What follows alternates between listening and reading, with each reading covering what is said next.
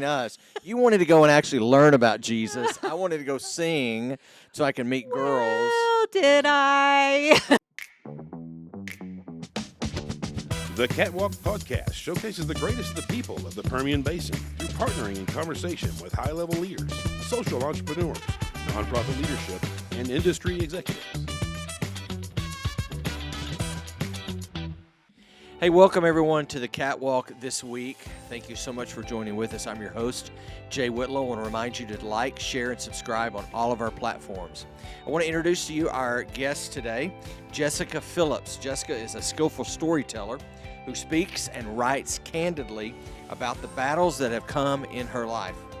Out of her own deeply examined experiences, she is able to communicate with love, vulnerability, and authority about subjects that range from suicide, infertility, grief, and loss. Jessica's life message is to encourage people to live every day in their purpose and to offer hope on days when it is difficult to keep going. Jessica has a 20-year background in pastoral leadership, while today she's serving in her community as a Bible teacher, speaker, content writer, and creator. Jessica is also the co-host of the Jenn Juice podcast, where she and her sister use their collective voice to raise thought-provoking questions and discussion about parenting, about relationships, death, divorce, and even significant matters like, should I get bangs? Jenn Juice hope to point their listeners to Jesus, and no matter what the topic of conversation, their goal is to always help a sister out. Jessica has been published on Her View from Home and on Fox News. She currently lives in Odessa with Brad, her husband of 19 years, and their daughter, Emery. We are delighted to welcome today to the Catwalk, Jessica Phillips. Elevate your operation with Performance Chemical Company, the pioneers in redefining chemical solutions for the oil and gas industry in the Permian Basin. Unveiling groundbreaking ideas since 2017, our dry chemistry plant stands as a testament to innovation. Our products and services revolutionize water treatment, production, midstream, and saltwater disposals. We're your strategic partners in optimizing investments, slashing operating expenses. Performance Chemical Company. How you get there matters. Welcome back to the Catwalk, everybody. I'm your host, Jay Whitlow. Sitting right across from the table from me is the great Chris Stegall. Chris, what's up? Not a lot. How are you? I'm doing great. How was your eclipse? It wasn't bad. I had to go shoot some photos for a school who needed, I guess, eclipse photos. Yeah. But otherwise, I just sat there and waited. Was your eclipse experience better than WrestleMania? No. No? WrestleMania is far better than the eclipse. Far better. Well, you know what? I'm excited about our guests tonight, and I want to jump straight in. Welcome to the Catwalk, one half of the Jenn Juice podcast. This is Jessica Phillips. Welcome. Thank you so much for having me. We are so excited that you're here. How was your eclipse? You know, kind of uneventful. My little niece is sick with strep throat, and she's, in fourth grade. And so they were having a big eclipse party that she missed. And so I had a pair of glasses, so I took them over to her, and I just stood in the driveway and watched her enjoy it. So that was like my big, That's fun. Yeah. That's fun. Well, I always bring something to the masses for us to discuss briefly before we jump into your story. We've known each other a long time, and so I'm excited to just kind of rehash some things. But, Chris, what's your zip code? 79707. 07? Yeah. Jessica, what's your zip code? 79762. And you're in Odessa. We're in Odessa. Chris, you're in Midland. I'm in Right. Midland. I'm in 07. So I have fresh, hot off the press, the richest zip codes in Midland and Odessa. Okay. So this is the highest earning zip codes. I want to see where yours falls. Tell me yours again. 79762. I'm going to guess 79765 has got to be high. 762 is actually number 3 in Odessa. Okay. Yes. I'm a commoner. It is a median household of $66,584. Okay. That's where you live. That's where I live. You're in the middle of that. I'm right there in the Isn't that middle. awesome. So you're number 3. Okay. Chris, you said you were 707, and I'm Yeah. 707. That's number 2 in Midland. I don't- 98,000. Ooh. I don't see that. Like, us plebeians can afford to live in 07. What word did you just say? Plebeians. Plebeians? Yeah, Can I get that in a definition, sir? like lower tier. The lower echelon Yeah. of Midland? Yeah. Yeah. It's funny how '07 is the same of ours because I live in Green Tree and you're over by the high school, right? Right. So I guess it's just the way the lines are drawn. But this is the one that caught my attention because I wanted to bring it to both of y'all because there's something evil or against the law going on in this city. Okay. Tarzan. Tarzan, which is considered a Midland metro, is the highest earning city. Is that not correct? What's going on in Tarzan? What is I don't even. Yeah, really, for real. Wait, What is hold on. happening? Where is What's the Tarzan? economy? Yeah, where is it? I'm not even from Midland. Yeah. And I've only been here since. And you never heard of 2019. Tarzan? Never heard of Tarzan. Tarzan is in the Midland metro area. It came up on the list. This is from 2022. We have a metro area. It's called the Midland metro area. Here's their median household. Oh wow. $137,596. Is Breaking Bad going on there? Are they doing some meth out there? I mean, what's happening in Tarzan? I'm gonna go apply. You're gonna to go apply to- Tarzan. Yeah, I don't. There's like 8 people in that subdivision, in there. I don't even know. Chris, do you know where Gardendale is? Oh, yeah, I I'm do. familiar with that. Gardendale is number 2 in in all of the Odessa metro. Oh yeah.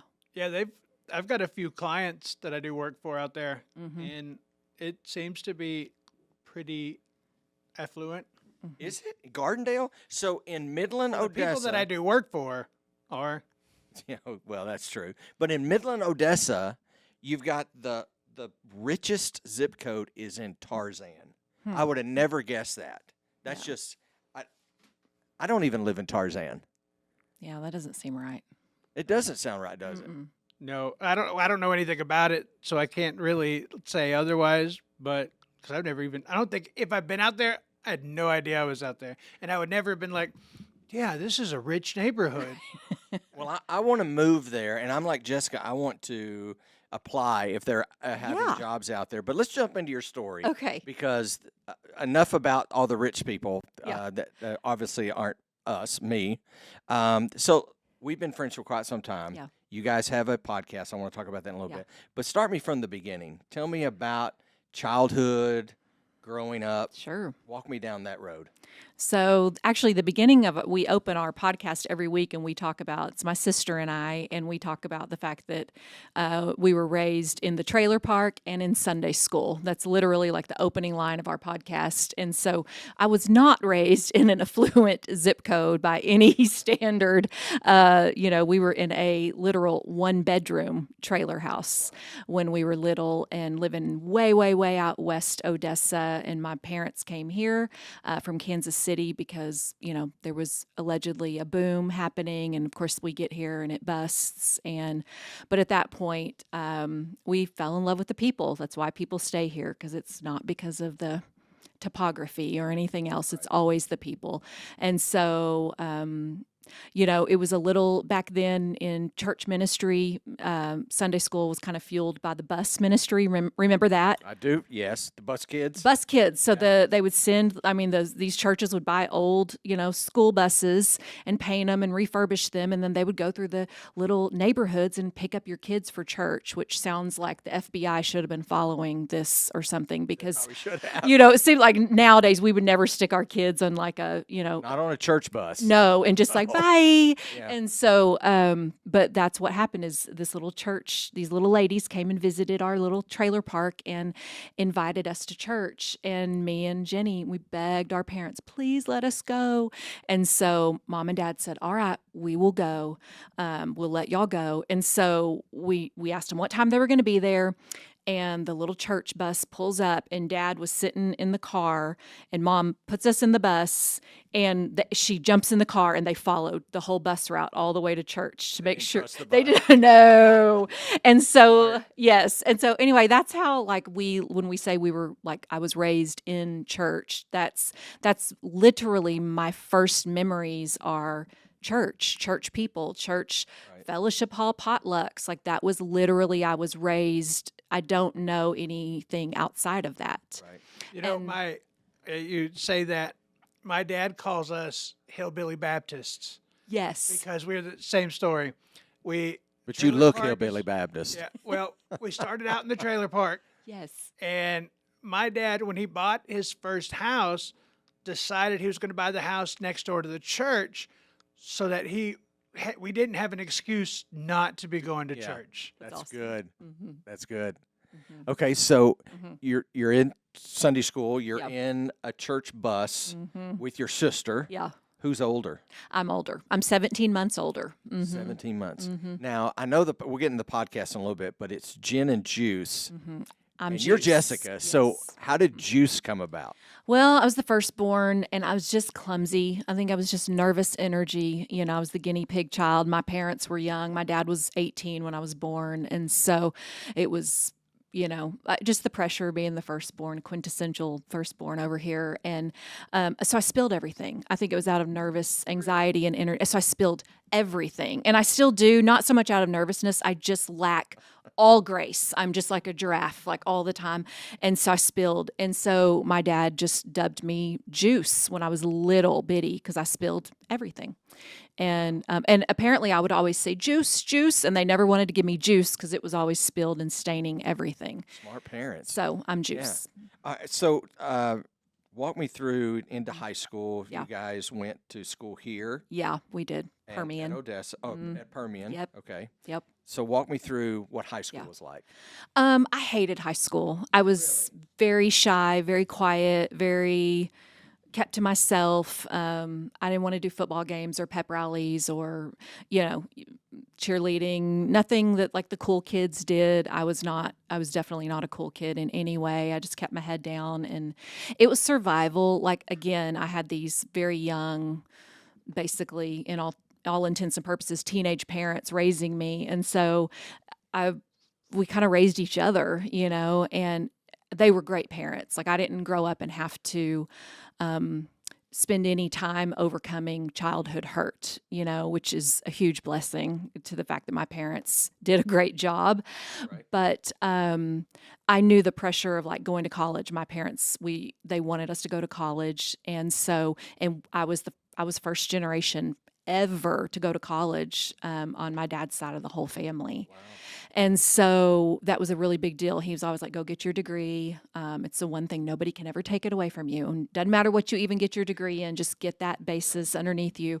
And so for me, high school was about just, I worked half a day, I went to school half a day, and I graduated, and I was starting to take dual credits in high school. So I graduate, I've got about a year underneath my belt, and just kind of went from there. But I mean, I graduated college in 3 years because it was just hustle. It was like, get it done, Jess. And so I was always very driven, not naturally smart. Like, and I don't say that to be, feel sorry for me. I mean, I am smart, but I have to work extra hard for the good grades. And for my sister has this very almost photogenic memory, like just she can see it, and she studied hard and she worked hard, but those kinds of academia came easier to her. But boy, my parents put pressure on her. Like, you know, she got in trouble for getting a 92 in science, you know, because she could do better.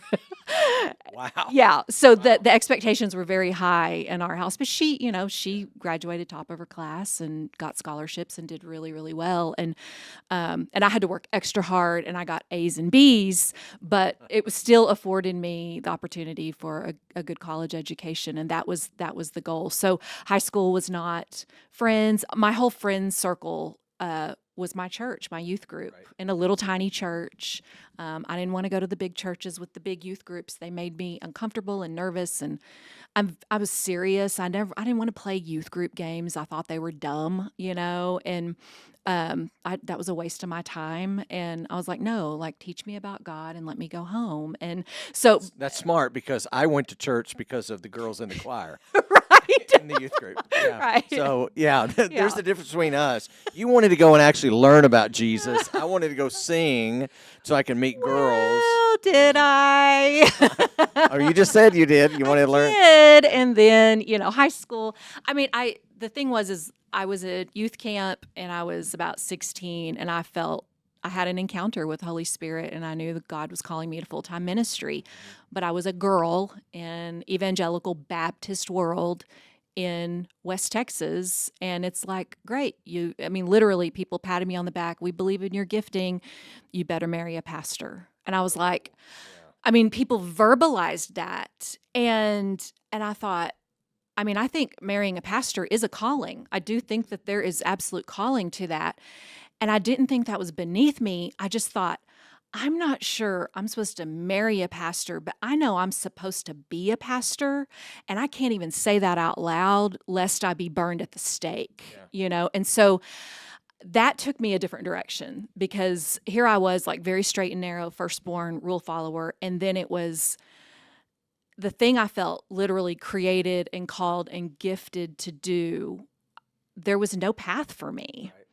And the people here who I turned to for, like, guide me, nobody was saying go to Bible college or, at all. Not one single person, pastors included. And so I was like, kind of to hell with it. And so then I went to college, and I just went to business school. And I am glad I did that, actually. I'm glad I went to business school. I'm not sure if I would have ruined a Bible college or if Bible college would have ruined me, but one of us would have burned to the ground for sure. So definitely business school was the right thing, but I just rebelled against everything. And so I was like, forget it. If there's no place for me in the church, then I've got no place for the church in my life. Wow. So when you were wrestling with that calling and didn't see the path, you decided to go the other direction. Yes. Of that. At what point, while you were going the other direction, did you have that moment of turning back?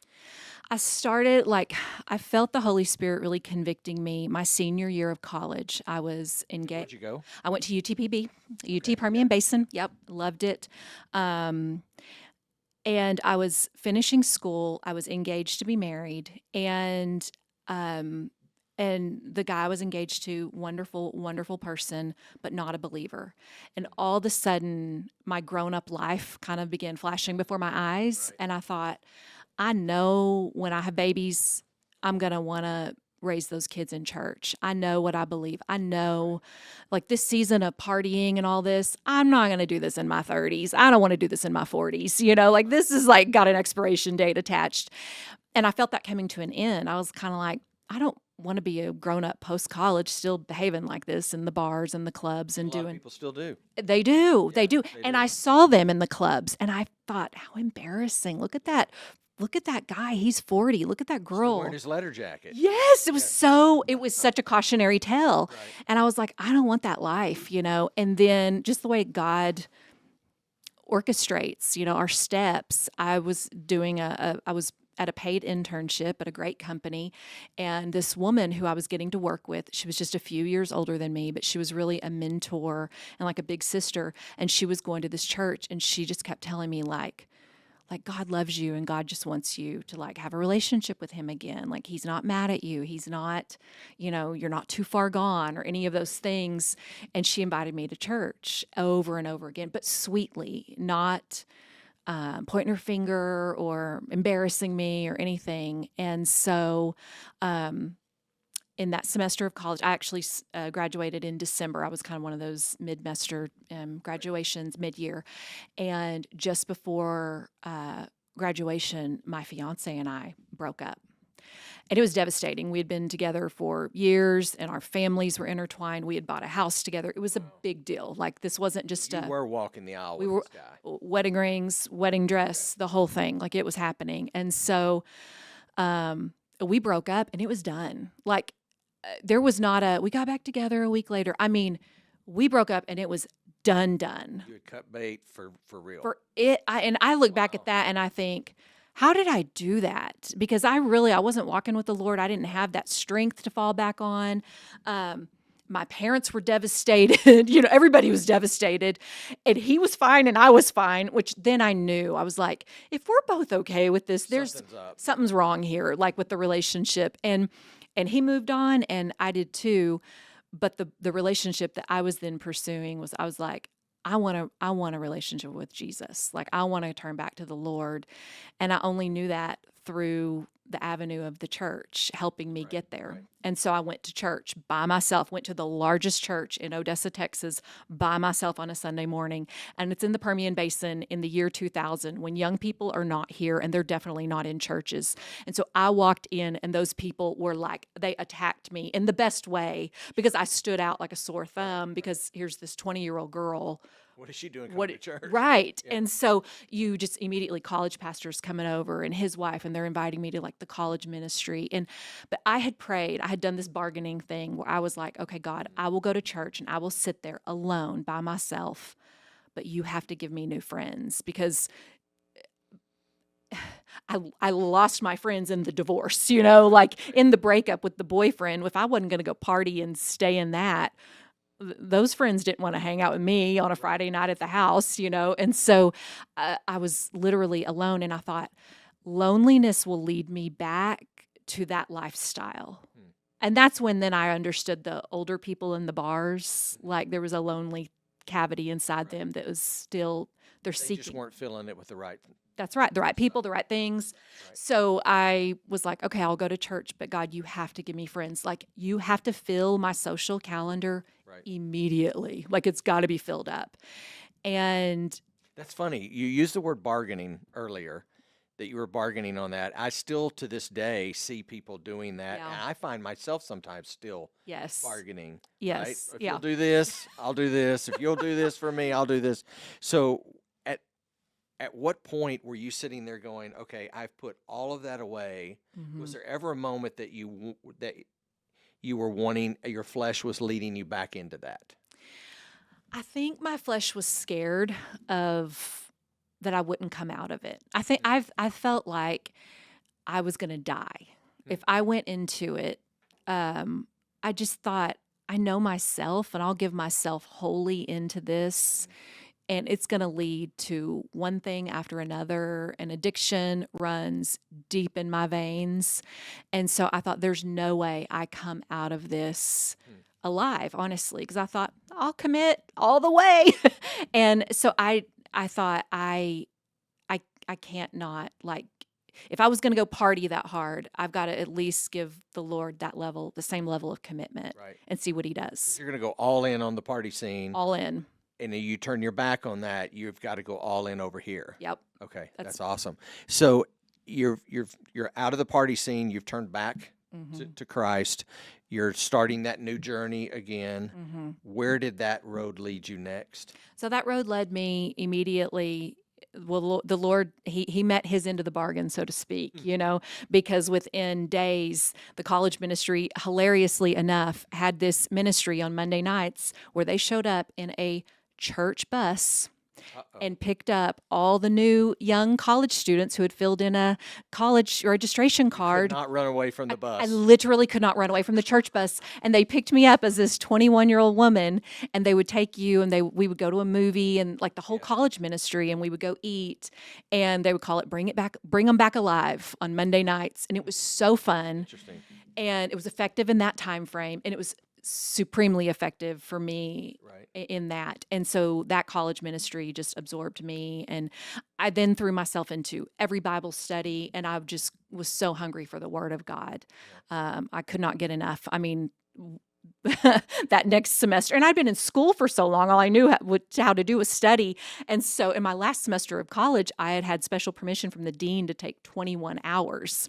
So I go from studying that level and working full time to now I don't have all the study. So I'll just join 6 Bible studies, 3 of them being Beth Moore, so those are college courses. So that's what I threw myself into, and just serving. And I just started serving in the church and serving in the student ministry. And was it at that time that you met Brad?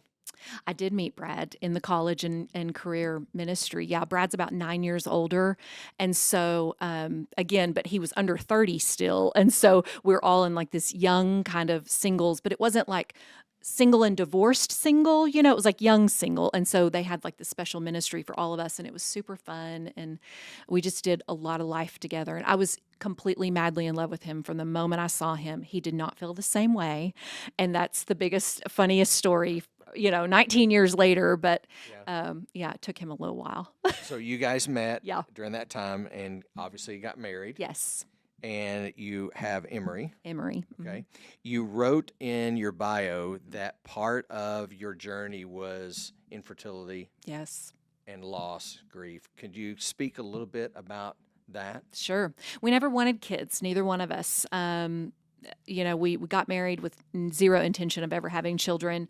And then I was approaching 30 years old, and I was like, oh, I think the Lord is telling me, like, we're going to have a baby. And Brad was like, nope. Well, we were in marriage counseling because suicide is part of our story.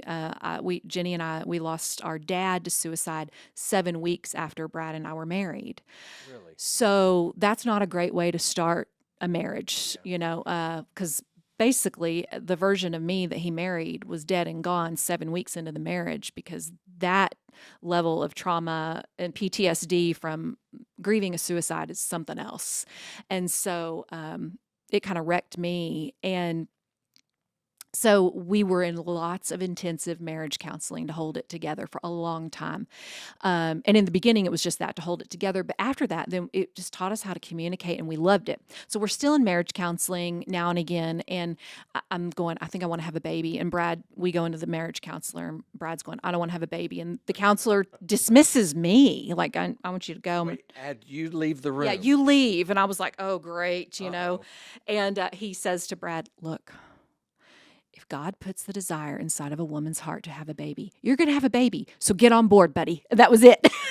What great counseling advice. Somebody had to go to college for that. Yeah. That's amazing. Yeah. So he got on board. I mean, but it was funny because Brad was just like, you're right. Like, when does Jessica ever just come to me and said, we're doing this? I mean, I have a very strong personality, but that's not how we approach one another. And so for me to approach him and say, no, this is happening, he was like, okay, this is a different narrative shift, And so then we thought, okay, we're going to try to have a baby. First try, twins, pregnant with twins.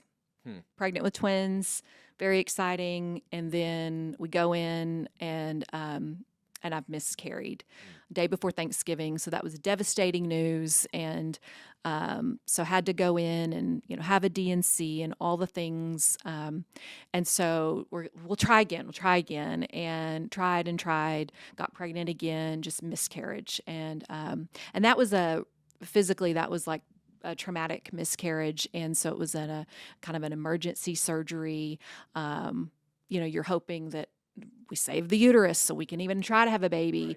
And so immediately I'm given to like a fertility specialist who's going, you have lots of issues. And so that's when we started that path. And so it was 3 years of fertility treatments and IUI. We were right on the cusp of IVF. We had spent thousands of dollars out of pocket because insurance doesn't cover most of these fertility treatments for anybody. Sure. And we were just worn out physically, spiritually, emotionally. And I'm working in the church. I'm on staff. I'm on pastoral staff at this point. Right. So it's a lot, and we're working, if a week, there's 168 hours in a week, and I'm working, 70 hours a week at the church. And then, but also like, get up off your feet because you're trying to have a baby. No, that's impossible. And so we decide after, I think we did 5 failed IUIs. And I was like, I can't do it. I can't do another round. Like, I got to have a break. And we took a break, and I got pregnant. And the pregnancy was hard because immediately my body starts trying to reject and starts going into miscarriage mode. And so, but thankfully I had that team of specialists around me. And so I was immediately met with medical care and the right medicines and drugs to keep me propped up. Right. and carry her to full term. So. And that's Emory. And that's Emory Noel. Mm-hmm. When you were going through that, that time of infertility, because we've had a similar story, yeah. you know most of our story, and most people that watch and listen know our story too. When you were struggling with that and going to the doctors, and the doctors were saying, I think you used the phrase, I had a lot of issues. Yes. How did Brad handle that? Because Here's the thing that I've noticed, Jessica. A lot of times we talk about in circles, whether it's Christian circles or whatever, we talk a lot about the female side of infertility and infant loss. Yeah. The guys never have an opportunity because that's not something guys talk about. Right. We don't sit around and talk about, hey, because we're supposed to be able as guys to do these things. Right. And how did he handle walking through that season with you? It was hard. It was really hard for him. The years of counseling that we had already been going through helped him because he had more communicative skills at that point in our marriage than most men would because we had been in so much counseling, honestly.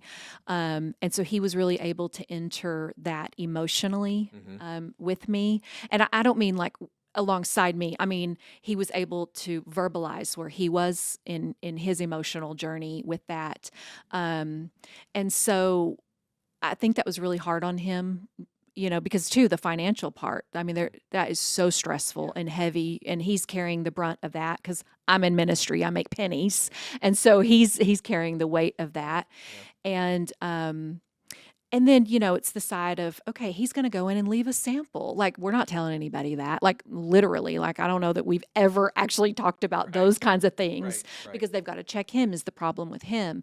And it wasn't, and honestly, Brad is a big tender heart. And I think there was a level there even that he said to me later, I wish the problem had been me because he felt like I was bearing too much of it and felt guilty for some reason, like, why can't my body do what a woman's body is supposed to do naturally? And he was like, he just wanted to cut that for me, and share some of that because it had nothing to do with him. And so there was nothing he could do to fix it. Yeah. And, but he knew, because men, I think by design, God creates y'all to be fixers. Right. And so you're supposed to be. You're supposed to be, right? And so, but he couldn't fix my dad's suicide. He couldn't fix my depression that followed that. But again, that was because he went and did soul work. We did counseling, and I mean extensive counseling. And he did his soul work to learn how to talk through that, think through that. And Brad had and still has several older men in his life who are the ones that he will speak to about those things because he finds that they are the most vulnerable, the most tender, and the most transparent. Right. And that if he needs to cry, he can cry. And they're not, calling him names or making fun of him. They're like entering that with him. But none of those people were in the church. Those people have been inside of his business, like people they're clients of his. And so there was a level there too that we were so much a part of the wheel, like the cog at church, like just keeping it going all the time. We knew how to serve and give of ourselves, but we did not know how to be vulnerable with those same people and ask for anything in return. And we felt guilty. And so there wasn't a lot of that was given back to us. And I'm not saying that that's the church's fault because we didn't share. Like I would be going in I had 5 surgeries and I would go in for a surgery and I would go back to work the next morning. Stupidly, I wouldn't even take a day off. Girl, though. Well, yeah, but you get used to getting, nicked and prodded, and you just go on with it. But that wasn't the healthiest either. Like I wasn't doing any downtime during that, and so by the time we had Emery, Brad was like, "When she's born, you're done working. Like you're not working at the church. You are taking a long break." And I was like, what? Say what? Like, this is my whole world, my identity. What do you mean I'm not working anymore? And he's like, you said we're having a baby. We had a baby. Now I'm saying you're not working. And I was like, yes, sir. So I wanted to ask you, and thank you for sharing your past and struggles. But I wanted to ask you, with the loss of your father, with infertility, with the struggles, all the marriage counseling, all of that. Sure. Did you ever get to a point when you were like, maybe this Jesus thing is not what I should be doing? Or did you ever go through a lack of faith or doubting in that season? I didn't. I did not have a lack of faith in God. Those years of when I first came back to the Lord in my early 20s, and I began to study the Lord in Scripture, for myself as a grown up, as an adult. And the Lord showed me, I felt like who he was, like the characteristics of who he is. And he is good and he is faithful and he is sovereign and over everything, like the good and the bad.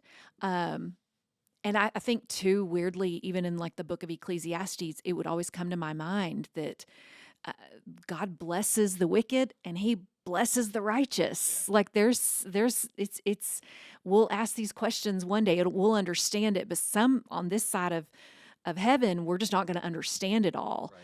And so I would stand in that knowledge gap, like, God, I don't understand and I'm mad at you, but I trust you. Right. And I'm screaming at you and I'm crying and I'm cussing, but I trust you. Right. And so I knew that God could handle all of my anger and my hurt. People around me, I made them nervous. But I just knew in Isaiah 43:2, he says, whenever you go through the waters, when you pass through the waters, I am with you. When you go through the rivers, they will not drown you. When you walk through the fire, you will not be consumed by it because I, the Lord, am your holy God.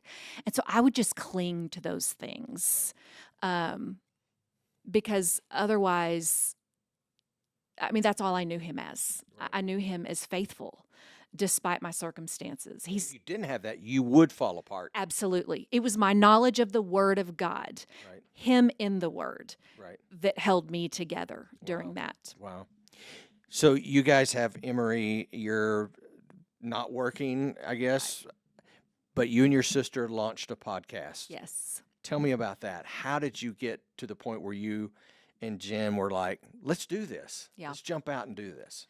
Well, Jenny and I both we have the gift of gab. We both talk, and people always, when we sit. Yes, that's true. You do. Yes, we do. Correct statement. Yes. Well, women will sit around tables with us and they'll say, oh, just want to be a fly on the wall and listen to y'all talk and talk. And so this has been kind of a joke with us for years, like Right.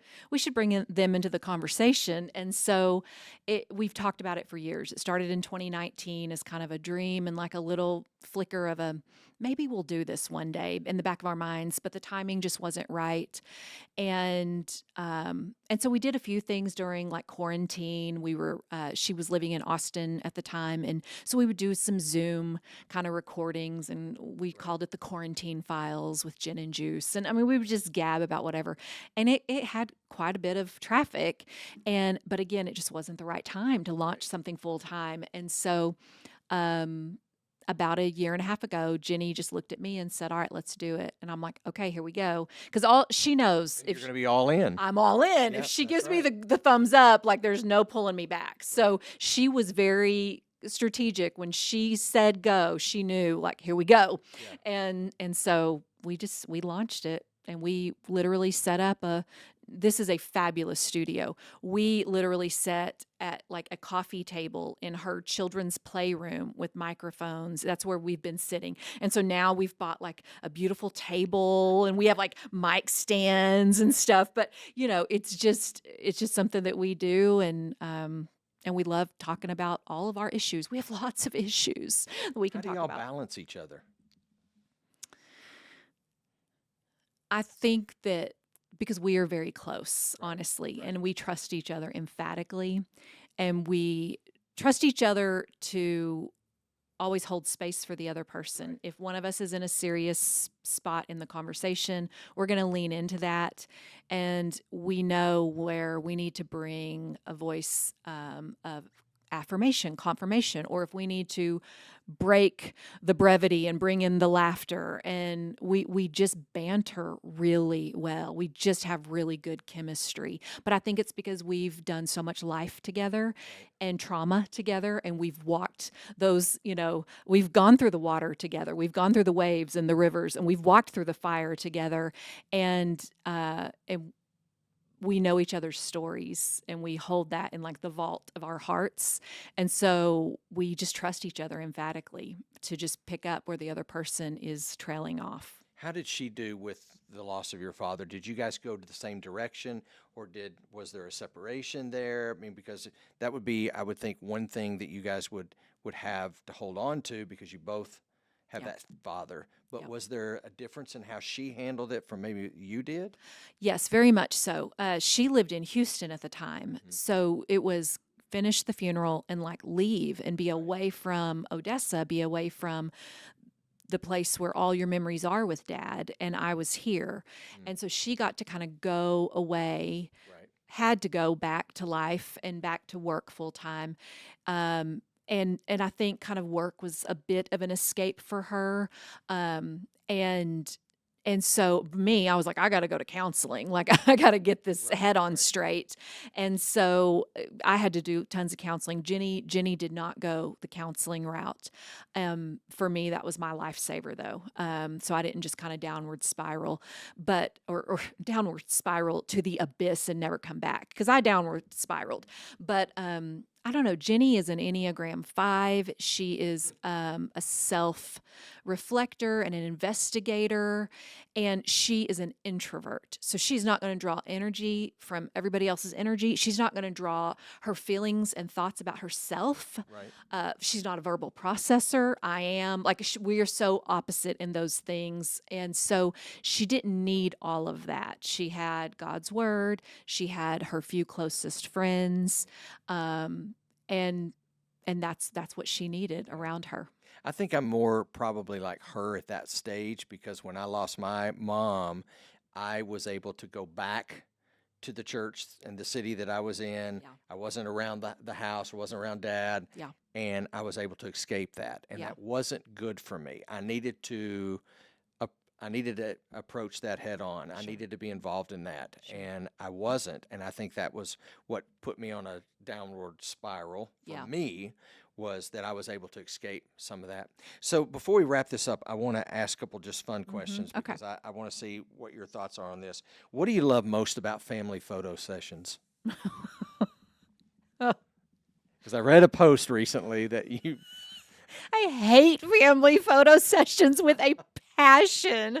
Oh, my worst traumatic childhood. The only trauma I have to survive coming from my childhood is family photo time, because we couldn't keep our eyes open. Right. And so there was this one time at Sears or Olin Mills or wherever, and it was Sears. at the mall for sure it was, and we could not keep our eyes open. And my dad like yells at us in front of everybody, "Keep your eyes open!" And so we just like flare our nostrils and like and the pictures that came out of this are hysterical.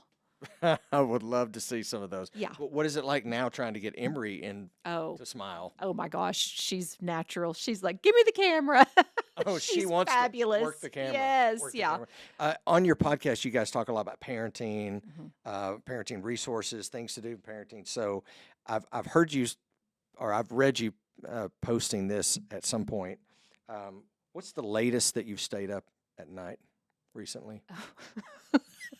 Oh gosh, 3 a.m. 3? Because 3. most of the time I hear people saying 6 o'clock is the new 10 o'clock. Right. Like No, I'm ready for bed at it- 6. It is, but because now I have a teenager, now she's got things going on. And so, sleepovers have, like, they're wearing me out. But no, I like to be in bed early. I want to go to bed early, but I have a teenager and I'm a little bit of a hover Does she parent. drive yet? Oh, 13, no. Oh no, she doesn't drive. No, but just like little girls That's and coming. up, and I'm still like awake. But no, we definitely go to bed early.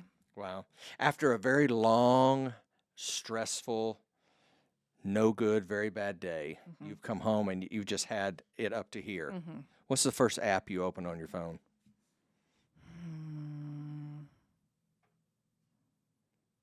Oh my gosh, this is so lame. Probably my email.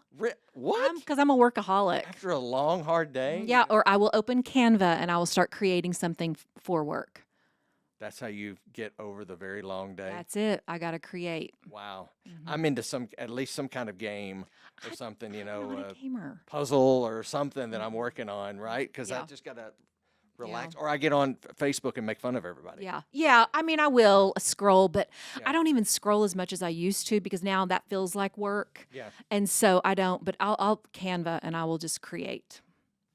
Well, I appreciate your time. I know we could talk forever, and thank you for opening up and being vulnerable about sharing about loss and grief and suicide.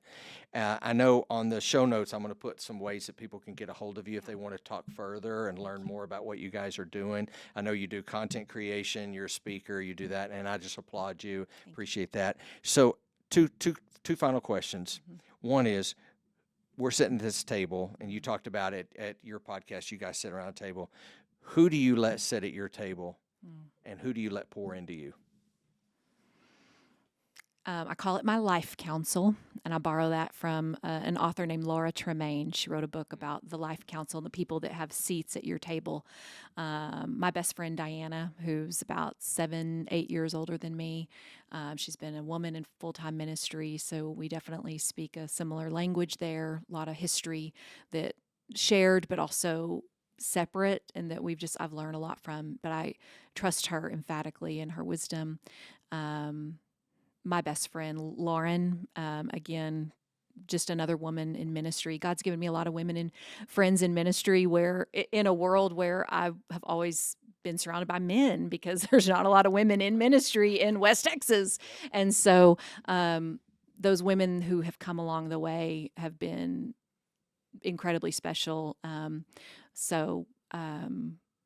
My mentor for 20, oh my gosh, this is aging us both, 23, 24 years, Michelle Keith. When I was first going to that church and I was in those Bible studies, boy, Michelle Keith was this awesome young woman in her 40s, and she, was one of the Bible study leaders. I was just like, I want to be just like her, and I still want to be just like her in everything, the way she is a wife, the way she's a mother, the way she operates in the community, and the way she loves people and takes care of people. I want to be just like her, and she speaks into my life a lot.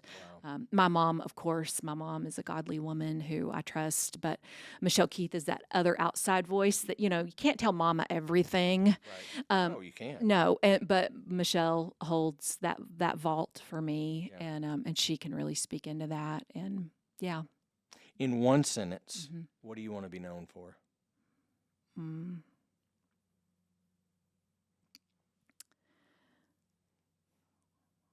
I want to be known for loving people well and making Jesus known. That's great. Thank you, Thanks. Jessica, for being here. I appreciate it. Thank you for joining with us. We want you to like, subscribe, and share on all of our platforms. We'll see you next week. Thanks. Elevate your operation with Performance Chemical Company, the pioneers in redefining chemical solutions for the oil and gas industry in the Permian Basin. Unveiling groundbreaking ideas since 2017, our dry chemistry plant stands as a testament to innovation. Our products and services revolutionize water treatment, production, midstream, and saltwater disposals. We're your strategic partners in optimizing investments and slashing operating expenses. Performance Chemical Company. How you get there matters.